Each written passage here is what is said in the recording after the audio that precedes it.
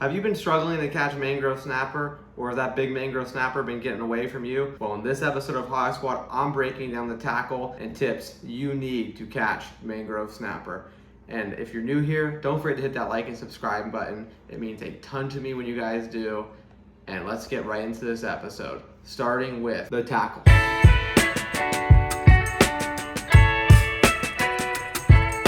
So first, we're gonna go into the yellowtail jigs. I like to call them the mangrove snapper jigs because these will catch you a ton of mangrove snapper. Mustad makes a great mangrove snapper jigs. And guys, all the tackle you're looking at here, I bought from Fish Stalkers. If you're in the Dunedin area or the Tampa Bay area, go give them a check. Go check them out. Fish Stalkers has everything you need for catching all the fish. Anyway, so with these yellowtail jigs, what you're going to do is you're going to start a chum slick. So you're going to start chumming. You're going to want a lot of greenbacks, a lot of dead pilchards, anything shiny, any of the shiny baits. And you're going to chum, cut, throw, and the mangrove snapper will come in your chum slick. And then you're going to slide one of these bad boys on a piece of cut pilchard, greenback, whatever, and drift it down to them, and you will catch as many mangrove snapper as you want, guys. I can assure you that. And these are one of the best ways to catch mangrove snapper, in my opinion, and it's a great way to find out if they're around, search for them, all of the above. It gives that natural presentation that the mangrove snapper need, and we're getting into bottom rigs. So your inshore fishing mangrove snapper, well, this right here is the circle hook I would use. This is a size 2 multi-light circle hook by Owner. They do a great job, and I would go, it depends how shallow you are, but a little sliding sinker, just like that, a little sliding egg weight will be what you need to use for the knocker rig. A lot of you guys know what a knocker rig is. Just tie onto the hook, but have the weight already on the line, and it will hang out like this. Drop your bait to the bottom. As I went over earlier, your bait will fall like this, your bait will be on the hook, drop the bottom, current, slack out a little bit like that, or it will just stay like this with a knocker rig. It's a great presentation, especially if you want to find mangrove snapper, if you want to search for them, see if a spot holds them. It's a great way to do it. I recommend you chum a little bit. Chumming will be key to catching mangrove snapper. And these are my 2 favorite ways to fish for mangrove snapper, and I guarantee you they will catch you a mangrove snapper. But there's one important thing you must take into consideration: line size and what leader to use. So let's get right into that. All right, guys, so first we're breaking out the best of the best, the 30-pound gold label by Seagar. Guys, this is my recommended inshore and offshore mangrove snapper line. Why, you may be asking? Because it gives you the strength of 30-pound with the line width of normal 20-pound fluorocarbon.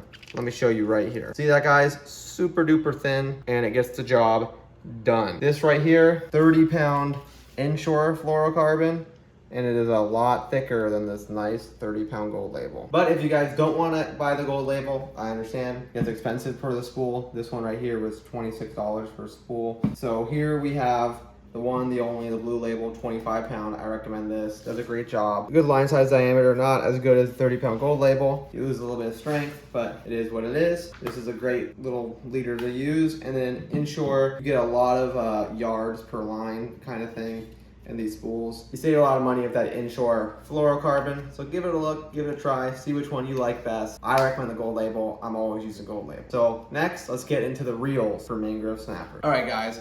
Here is my go-to reel when fishing mangrove snapper. It is the Stradict 4K. This reel gets the job done, guys. The reason I use a 4K, well, it's quite simple, because I don't like losing fish.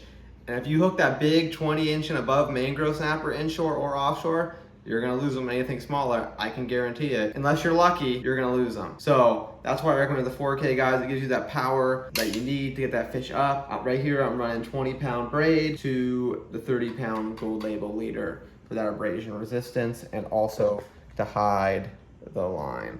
Just like that, and then I'll have my yellowtail jig on like that.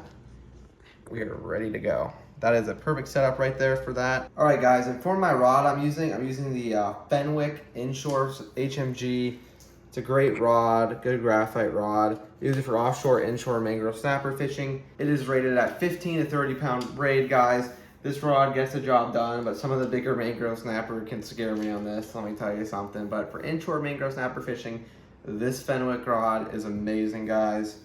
I love it, gets the job done. You know, it's one of those things I said. With mangrove snapper, guys, if you guys want to land the big ones, you got to step up a little bit. But let's just say you're offshore fishing and you want to land those bigger mangrove snapper, those 20-inch and above snapper, and the 4K is not cutting out for you.